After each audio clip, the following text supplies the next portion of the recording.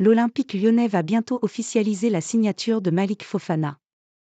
La Belgique est attristée par la perte de ce jeune talent qui s'est distingué avec la Gantoise, et qui fait maintenant le grand saut dans une opération menée par Lyon avec talent et discrétion. L'Olympique lyonnais avait frappé fort sur les ailes en recrutant Ernest Nuamah l'été dernier, même si l'international ghanéen n'a pas encore trouvé sa pleine mesure. Cet hiver, John Textor va de nouveau mettre la main à la poche avec le recrutement de Malik Fofana. Pas forcément très connu en France, l'ailier de la Gantoise est un énorme pari pour renforcer encore une fois l'escouade offensive.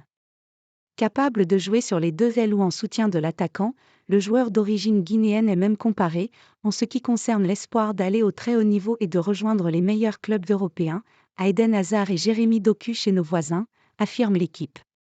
Depuis l'annonce de sa signature dans le courant de la semaine à Lyon, les vidéos des extraits de ses meilleures actions font le tour du web entre Rhône et Saône, même s'il faut toujours se méfier de ces compilations. Lyon bat des concurrents européens pour Fofana. Dans la presse belge en tout cas, on regrettait très clairement le départ d'un des joueurs qui provoque le plus d'actions spectaculaires dans le championnat, et on déplorait même qu'il rejoigne une formation certes prestigieuse de France, mais qui ne joue plus vraiment l'Europe ces dernières années. Néanmoins, avec une offre à 15 millions d'euros et un contrat longue durée, Malik Fofana ne s'est pas posé longtemps la question, alors que d'autres clubs européens étaient sur le coup.